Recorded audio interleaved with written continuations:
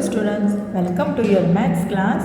We will continue our exercise 11.1, question number 5. So in question number 5, what is given?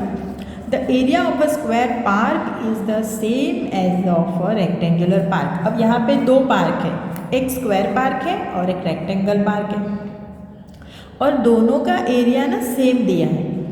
If the side of the square park is 60 metre. अब क्या बोला है कि जो square park है ना उसकी साइड 60 मीटर है, तो 60 मीटर से हम उसका एरिया फाइंड कर सकेंगे. ठीक है, मतलब दोनों पार्क का एरिया हमको पता चल जाएगा. And the length of the rectangular park is 90 metre. और जो रेक्टेंगुलर पार्क है ना उसकी लंबाई दी है. Find the breadth of the rectangular park. तो उसकी ब्रेथ फाइंड करें. देखो स्टेप बाय स्टेप यहाँ पे चलना पड़ेगा. अब ध्यान से देखना. पहले तो हमको ये जानना, बेसिकली हमारा क्वेश्चन है रेक्टेंगुलर पार्क का ब्रेथ हमको फाइंड करनी है. तो वहाँ तक कैसे पहुँचेंगे? देखो हमको रेक्टेंगुलर पार्क का पहले एरिया निकालना पड़ेगा, तो एरिया से ब्रेथ तक पहुँचेंगे. अब एरिया दोनों पार्क का सेम है, तो शुरू करते हैं स्क्वायर पार्क से, क्योंकि स्क्वायर पार्क की साइड दी हुई है. तो ध्यान देना और समझना. Side of a square park is equal to 60 metre. Therefore area of a square park is equal to side into side is equal to 60 meter into 60 meter is equal to 6 6 36 और 2 0 area इसलिए square metre. अब ये मिल गया हमको area square park का, और उसने बोला है कि रेक्टेंगुलर पार्क का एरिया भी सेम है. तो हम लिखते हैं एरिया ऑफ द rectangular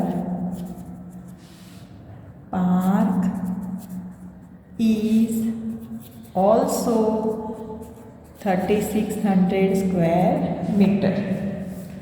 और दी है लेंथ. लेंथ क्या है रेक्टेंगुलर पार्क की? Length of the rectangular park is क्या दिया है? 90 मीटर टेक्स्ट बुक में. अब देखो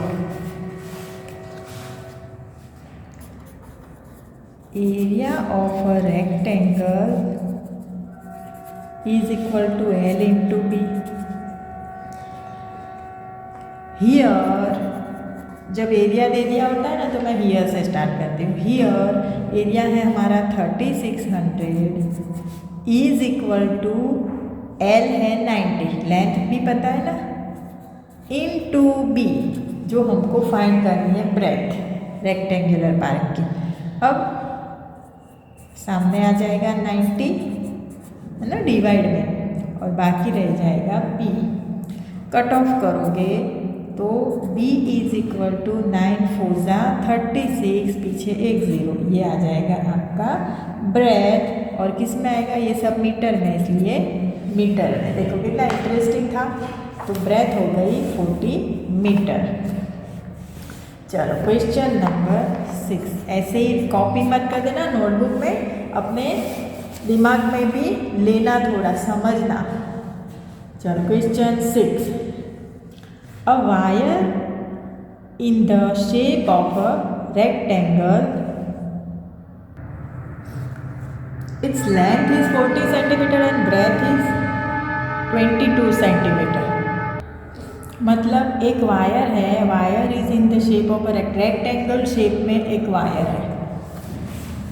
अब वायर है इसलिए देखो ध्यान से, एक वायर है रेक्टेंगुलर शेप में ऐसे बेंड किया हुआ.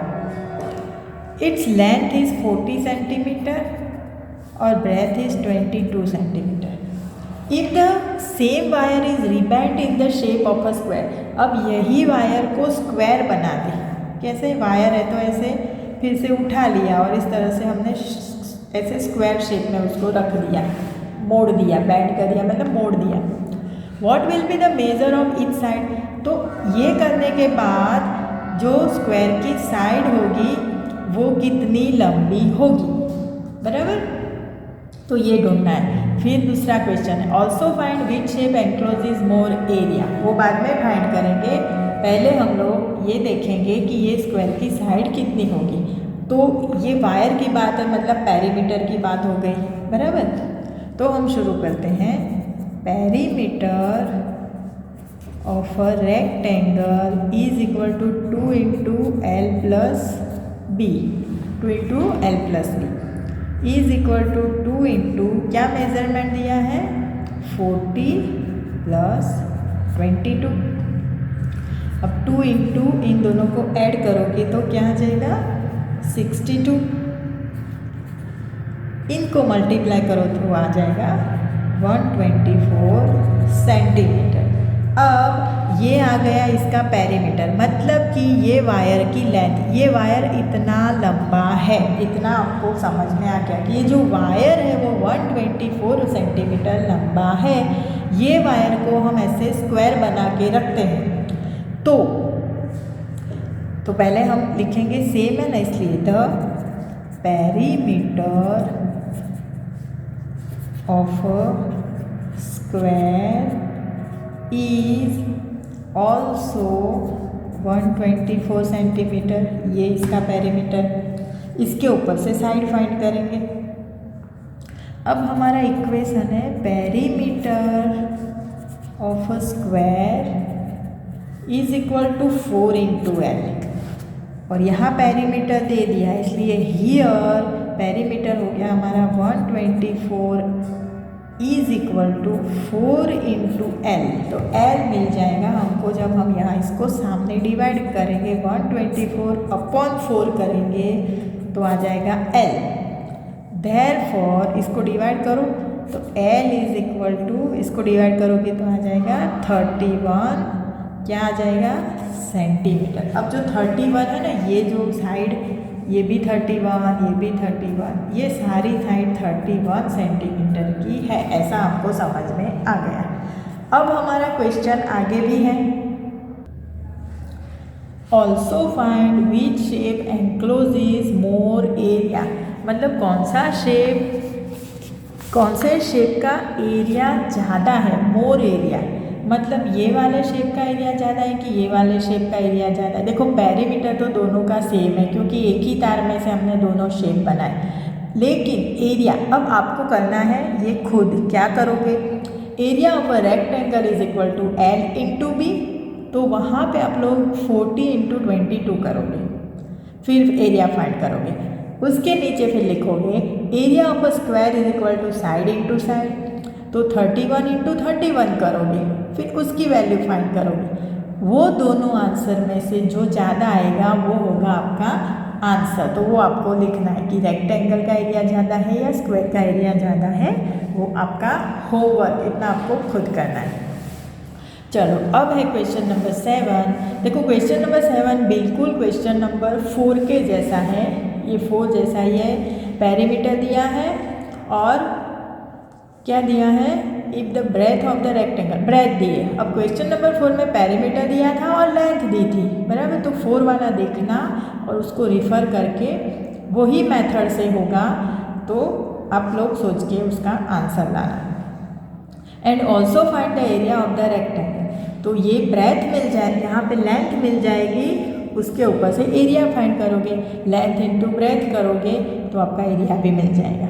तो वो भी आपका होमवर्क है। और क्वेश्चन नंबर 8 है, a door of length 2 metre and breadth 1 metre is fitted in a wall. यहाँ पे देखो ये डोर है, ये एक डोर है, ये पूरी वॉल के ऊपर, समझना ये भी होमवर्क है। उसका मेजरमेंट है 2 मीटर ब्रेथ और 1 metre, length 2 metre and breadth 1, मतलब ये 2 और ये 1 मीटर का ब्रेथ है, तो उसका एरिया आपको निकालना पड़ेगा। The length of the wall is 4.5 metre and breadth 3.6 metre. ये पूरी वॉल का मेजरमेंट ये दिया है कि 4.5 और 3.6, तो इन दोनों को भी मल्टीप्लाई करोगे तो वॉल का एरिया मिलेगा। Find the cost of white washing the wall. अब करना क्या है, ये वॉल को हमको कलर करना है। अब आपको पता है वाइट वॉश कर रहे हैं, इसलिए डोर पे वाइट वॉश नहीं होता है, डोर पे तो वॉल वो ऑयल पेंट होता है। तो वाइट वॉश करने के लिए हमको क्या करना पड़ेगा कि पूरी वॉल का एरिया निकाल के ये डोर का एरिया उसमें से माइनस करना पड़ेगा। फाइंड द कॉस्ट ऑफ, अब उसके बाद जो एरिया बचेगा ये वॉल बाकी की वॉल का, उसको 20 से मल्टीप्लाई करना पड़ेगा, क्योंकि if the rate of white washing the wall is ₹20 per metre square, 20 rupees 1 metre area का है उसकी कॉस्ट। तो हमको जहाँ जहाँ वाइट वॉश करना है उसका कॉस्ट निकालने के लिए उससे मल्टीप्लाई करना पड़ेगा। ये वाला क्वेश्चन आप करोगे तो पूरे ये रेक्टेंगल और स्क्वायर के एरिया का रिवीजन हो जाएगा आपके दिमाग में, इसलिए मैंने ये चैलेंज के लिए आपको क्वेश्चन दिया है। बराबर, आप लोग करोगे और जब आप लोग स्कूल में आओगे तो हम ये क्वेश्चन डिस्कस भी करेंगे कि आपने क्या किस तरह से सोचा, किस तरह से किया, ठीक है। और समझ में ना आए तो आप लोग जूम क्लास में भी मेरे से डिस्कस कर सकते हो, ठीक है। Okay student, bye.